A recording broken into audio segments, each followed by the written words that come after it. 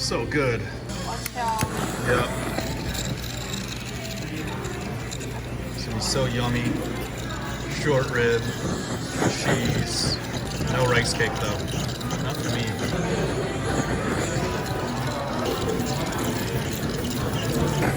Enjoy. Thank you. Come down to Songnam-dan Korean restaurant. Hell yeah.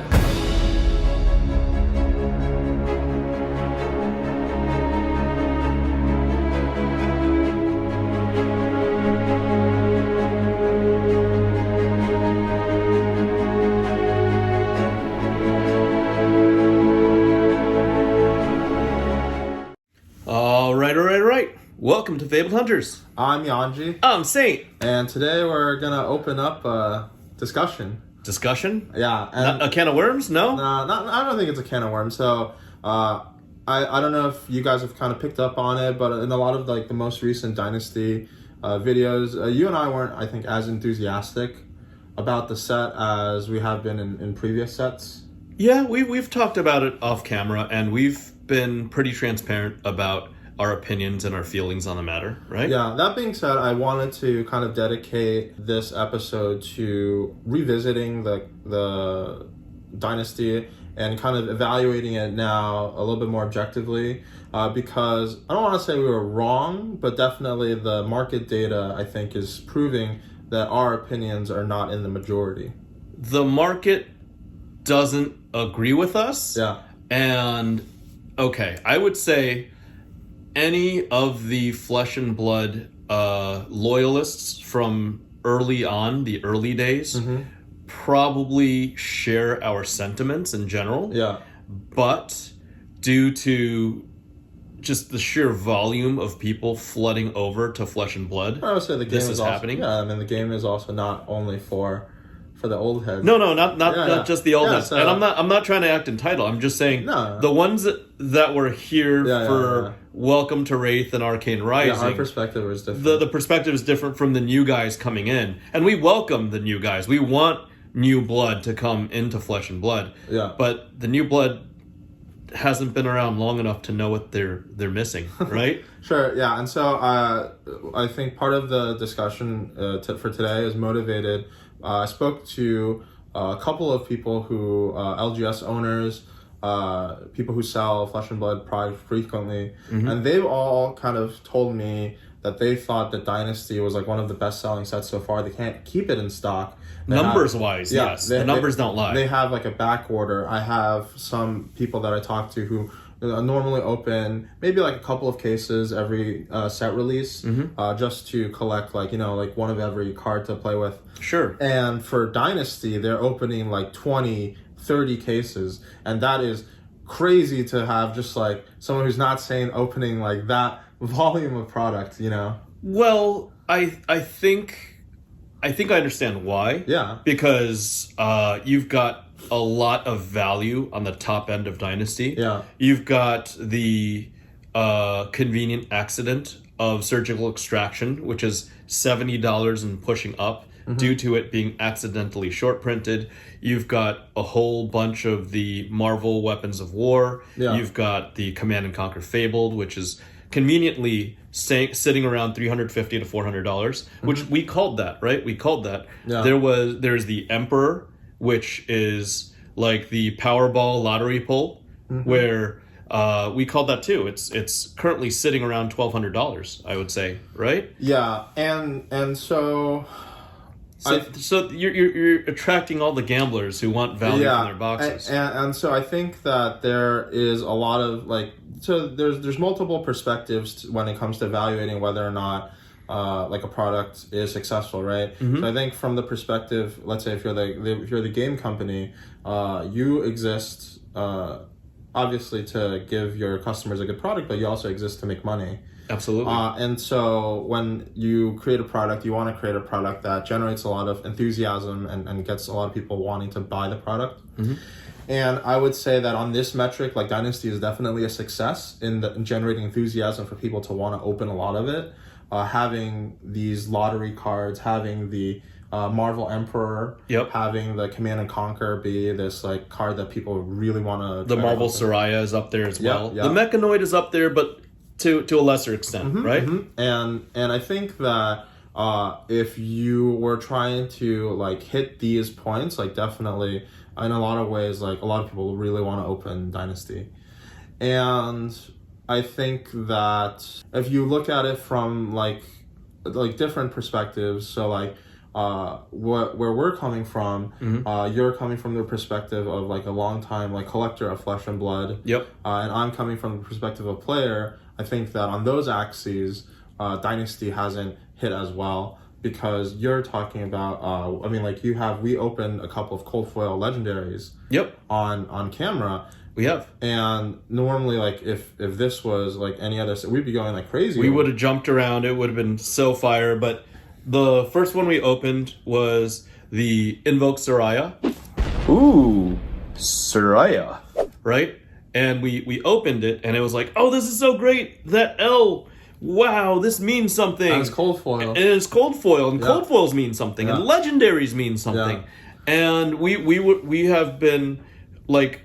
almost trained to that Pavlovian extent where like it's super hype and then we're reminded, oh, sorry, a cold foil Soraya is only worth $35 to $50 because a Marvel Soraya exists. Right? And then it's like, yes, and then oh man, disappointment. And that's a real visceral feeling. I on camera, opening live, felt disappointed that a cold foil, which was the zenith of collectability for Flesh and Blood for the first 6 sets is no longer the bee's knees. And I remember like we opened like the Spirit of Irina, like Rainbow Foil, whatever, and you feeling like disappointed, and you were like, oh, that wasn't that great box. I'm like, Sam, we opened a legendary. It was a legendary. It's a Rainbow Foil legend, but it's like it's something to do with the product design and how the values were spaced out. I'm not saying Legend Story Studios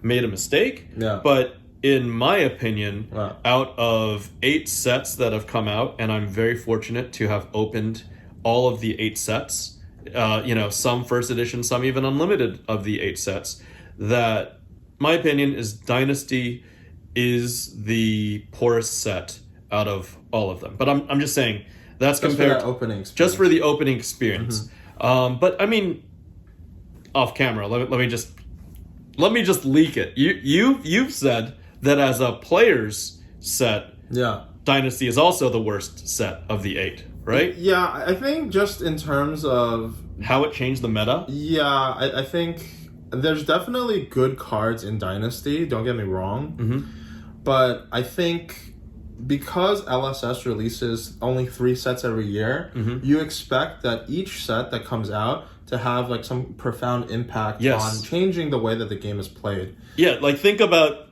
what Uprising did to the meta. I mean, Icelanders, multiple time champion, Fi dominated the game. It just overran the game for the past better half of the year. Right? Yeah, and I think that a lot of the sets in the past did this as well. Like Everfest, obviously Bravo Star of the show, impacted the game. Some would argue negatively. A little too much. Some would argue to a negative degree. But also Everfest had a lot of powerful cards for Guardian, for Runeblade. Yeah. And I think that when you go back, like Monarch, obviously 2 of the Living Legend heroes, both from Monarch, Tales of Aria. Yeah. Also had a huge impact. Like every time a new set comes out, there's always new stuff to figure out, and I think that's a good thing for the game. It helps keep things fresh from a player perspective, and also, great impact to the game. Like tectonic plates are shifting every single time a set comes out, except for in this instance, because Arachne came out and it was like, oh, Arachne, cool, and then we looked at the cards. The players looked at the cards like yourself, and you said, so. Right? It's funny because I think that it actually, that you mentioned Arachne, because it's like a kind of double-edged thing, because I think that, and I'm definitely, I consider myself to be like one of the most like enfranchised players. I know for sure that Arachne is like a big hit in terms of popularity. Like a lot of people really like the design of Arachne. And part of the reason that Dynasty sells really well is because it is like the assassin set. Yep. And so let's be clear that when we're talking about impacting the meta significantly, we're talking about Competitively, right? at like calling level, Yep. battle hardened, whatever level competition. Don't want to discredit like any fun that like players are having with like playing Arachne. No, we're not. And Assassin is definitely going to get a big buff in the next set. But just in terms of shifting the game at like the top level, I felt that it was a little lacking in that area.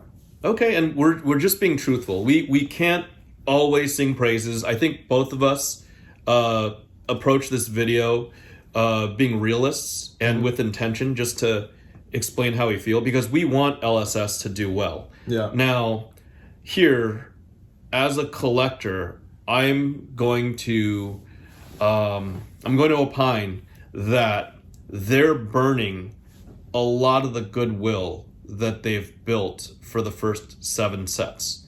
The first one was Soraya, which is, again, the cold foils, not Marvel. The second one, I mean, we opened, I think, 2 cases on camera, and we're really fortunate to get 3 legendary hits. The Spirit of Arena, the Soraya, and the last one was the Crown of Dominion. And normally this... That's like the marquee card of the set. Exactly. This is the marquee card of the set.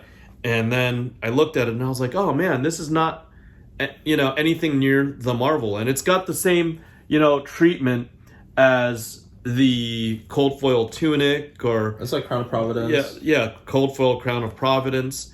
And unfortunately, this is like a $50 to $60 card, because it goes back to that, what I just said, of that feels bad realization. Like, my first gut feeling was, holy crap, it's got that gold tinge on it to be a super special cold foil. Yeah. And then, the reality of TCG player hit me, and it's like, oh crap, this isn't the best version.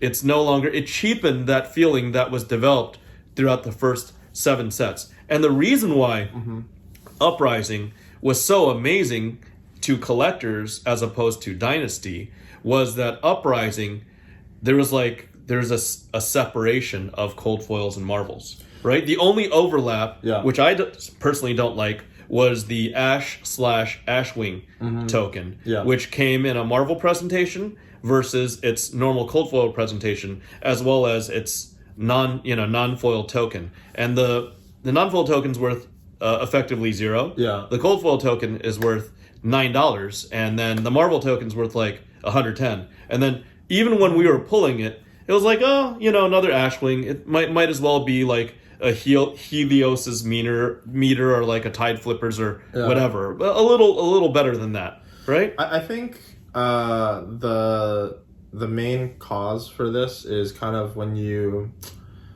break it down, like having these multiple like rarity tiers.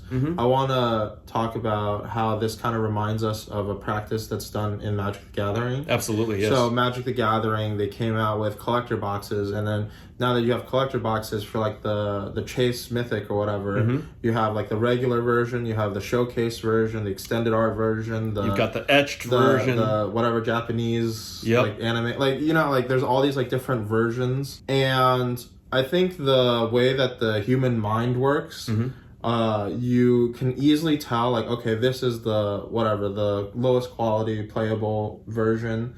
And then this is the chase one. And then everything else in between, like, you don't easily like distinguish like the like there's no like medium ground. Yeah, there isn't. And cold foils, like, there's a reason why there's a cold foil reprint policy, because cold foils were supposed to be the pinnacle of collectability. But now, when your cold foil with the gold etched, legendary, when this is made the red-headed stepchild of collectability, that just disenfranchises the people that were collecting the first edition starting from alpha. I mean, they don't have to collect first edition. Even Monarch, like a Monarch Phantasmal Footsteps, or like a Carrion Husk, those were really amazing hits that, hit us down to the feels. It was like, wow, I remember this. And now it's like, so? And I mean, I think you could just simply say that, I would say that if you wanted to have a Marvel version and you didn't have a cold foil version, even if it was just rainbow foil and then up to Marvel, that would have been better.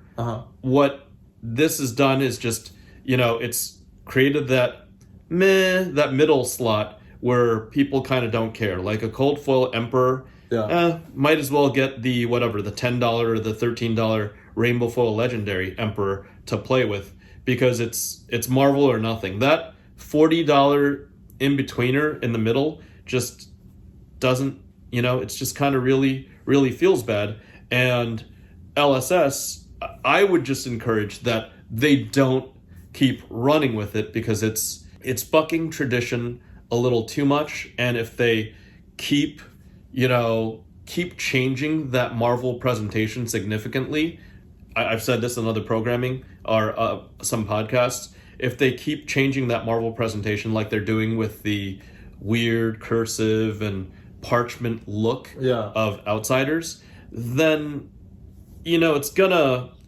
attract certain collectors, but it's gonna disenfranchise all the collectors that have been loyal to the game along the way. Yeah, I think my perspective on the fact that there's like different looks to all the Marvels, I think the way that I view it is, I don't think that it's a bad thing. I think that if each set has its own like unique Marvel look, it's okay. But here's my take on it. So I think it's okay if it's applied to, like, let's say like a Majestic that doesn't normally get like a cold foil treatment. So like, let's say you have in Dynasty, or not Dynasty, in Uprising, you have the dragons. So the Majestic dragons, the Marvels, they're their own thing along with the other dragons. They're full art. It's really cool. They're dragons. You would normally have like a cold foil version of this if it was just like any other set. And then you have, but it doesn't like mess with the equipment aesthetic, right? You know what I'm saying? Yes. So we've kind of been trained like, when we're opening Legend, like the legendaries are the equipments. Like, this is supposed to be the bestest iteration of this crown. Right? And I think there are ways that you can improve or like make it look like different. Like you can make equipments like different or better. I would say, like, if we look at Extended Art Tunic, that's an example of how it's obviously different than other cold foils, but I think that it's done in a way that doesn't change like it doesn't change your like approach. Like, you still look at it and instantly you're like, oh, this is an equipment piece. And it looks really cool. It fits the aesthetic. And so I kind of agree with you on some aspects on the Marvel. Like, I definitely think that the Marvel, like, armory, whatever, of the Emperor, it kind of throws me off a little bit. It's a little out of place to me as well, especially with the existence of cold foils and, even the non-foils of those weapons in their existing frames. It just looks out of place, and it looks a little too different. Even to draw this back to Magic the Gathering, when they came out with the first box topper presentation, I do believe they used that same presentation in Guilds of Ravnica, Mythic Edition Ravnica, Allegiance Mythic Edition, War of the Spark Mythic Edition, as well as Ultimate Masters. And they ran with it. They were consistent with that for about 2 to 3 years until, I think, Streets of Capenna. They still have it for Streets of Capenna. Then they just put box topper presentations of anything, but they actually, they cashed in on that type of printing for a long time. If it's Flesh and Blood's prerogative and LSS and James's prerogative to keep coming out with different printings, but it's just going to get confusing once there's too many different printings and you've got a board with all these different weapons with these frames, and then you've got these dragons with these full art Marvels. Here's what I'll say. I don't necessarily view it as a bad thing, but I sent you an article in the past about how Magic like went through like a change where they added like new card frames. And it's pretty funny because they had like all these reasons, but nowadays one of the most like premium versions of a card that you can collect is what they call retro, which is just like the old frame. Exactly, the shooting star old frame foils. And so I think that there is something to be said that a lot of people definitely do value like having all these like cool, flashy, like different looking cards, and I think that they have their place and they add to the appeal of the game. Of course. At the same time, I think when you designate that, hey, like the chase is what it is, even having like the classic presentation doesn't detract from it. I think if anything, like having it be like known, like everybody kind of like the old shooting star like foil, like since what is it, Mercadian Masks, that was the chase. Urza's Legacy and Destiny too, even before that. Oh, okay. Yeah. Like the Grim Monolith, and then after that, 7th edition foils, the Birds of Paradise or Sarah Angel. Those are the best versions of the foils, bar none, in Magic the Gathering. And the equivalent in Flesh and Blood are the cold foils.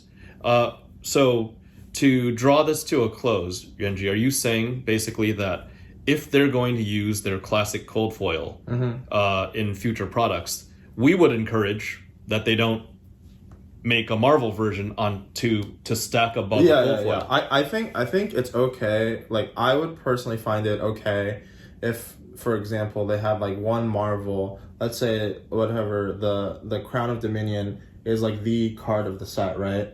So instead of having a cold foil version, you just have like the Marvel Crown of Dominion. And that's it. Make that the top. Yeah. And don't also print the cold foil. And again, these are just suggestions. And don't just take it from us. I mean, I'm out there watching content. Other box openers are opening Dynasty, and they're like, oh, yes. And even, I think there's a content creator named Overload Gaming. Shout out to Overload Gaming. He's doing this Master Set Madness. And he's trying to collect a Master Set. And here the poor guy is opening, I think, 80 boxes of Dynasty. And after he opens 80 boxes of Dynasty and realizes that he's not going to have a master set, and not only that, he's probably going to have to spend a couple $1,000s even collecting the pieces. After opening 80 boxes, there's a little bit of saltiness that lingers in his content. Again, don't take it from us. We're just trying to encourage LSS, to think about ways where the collectability makes sense long term. Well, there's like a short term. This kind of tactic will be good for you on your bottom line versus a long term. How will it impact player, collector, investor sentiment in the long term? And like when collector boxes first came out, they were like a huge hit, always going to like $200-$300 every collector box. Now when they release, they're like distributor price, or like at distributor, they drop in 6 months. They drop from 200 something to the like mid ones, 150, 170. And it's just like, I think there's like a point where, like, I understand as a company, like, you want to do things to help you generate money, but then also I've seen these things in Magic. So my initial kind of feelings of negativity were made by the kind of comparisons that I had. Exactly. And not just that, even within the same game, even the common cold foils and the non-foil Majestics in the first sets are, in the teens, in the dozens of dollars, in the, let's call it $10 to $150 for the really, really old sets of non-foil Majestics. The cold foils are worth hundreds, and it just keeps going down. It's dropped in recent sets, but in the really, really new sets, and I mean, especially in Dynasty, I think we're into sub $1 cold foils. We're in that territory now. We're in like 50-cent, 70-cent cold foils. I would argue even like maybe just like no more common cold foils, like in general. Like if you really want to make cold foils like special, it's like a little bit of a feels bad. I remember when we're opening Welcome to Wraith, and there's like boxes with no cold foils. Yep. But like I think that the game is at a point where there's enough like kind of like play demand, and then there's also like other cards that you want to collect. I really want to see them make like cold foils like really cool to open again. Yeah. We're in a world where right now I can go on Facebook and buy a literal cold foil long box, like a long box of 500 cold foils for around $1,000, and sometimes even less than $1,000.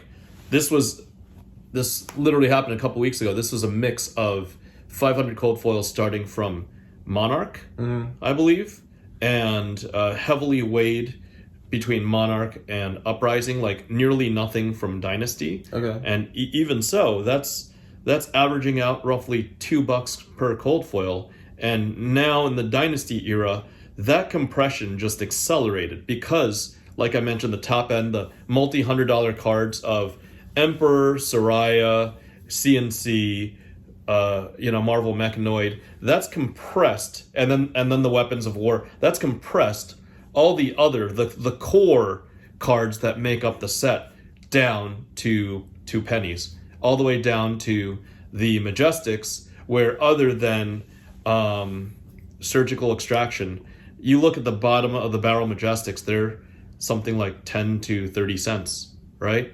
And that's a little bit of a problem. Yeah, so even though this video had like a little bit of a negative, I'm hopeful that if not by outsiders, they kind of address some of these points. Maybe like the set after that.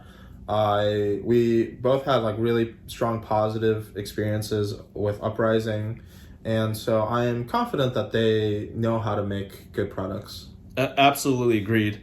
And that said, despite my opinion that this is probably the least well-made product of the 8 major sets, I mean, how bad is bad? If everything is an A to an A plus in terms of historically, maybe Monarch was like an A minus, or Everfest was a B plus. This is not that bad. It's still, I'd consider it just like in a vacuum a B minus product. And if Legend Story Studios' worst product ever is a B minus, then they're still doing rather well. But like Renji said, we wanted to be transparent. We said we would just tell everybody how we feel, and we're welcoming your feedback. We'd like to hear your opinions and see what your thoughts are, and we'll put a comment. How do you guys feel about Dynasty now that we're kind of approaching Outsiders release and basically the set's run its course?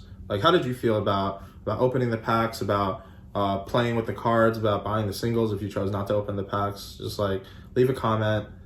And I think that's all we got for this one. Yeah, thanks. Remember, everybody, to like, comment, subscribe, Twitter that notification button. If you really like us, support this guy on Patreon. Yep. And we'll see you next time. Peace. Bye.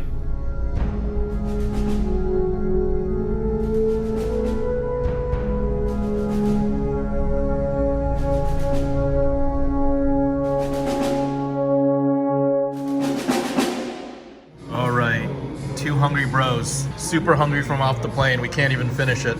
Say what you will about California, but there ain't no place that makes Asian food like Cali Asian food.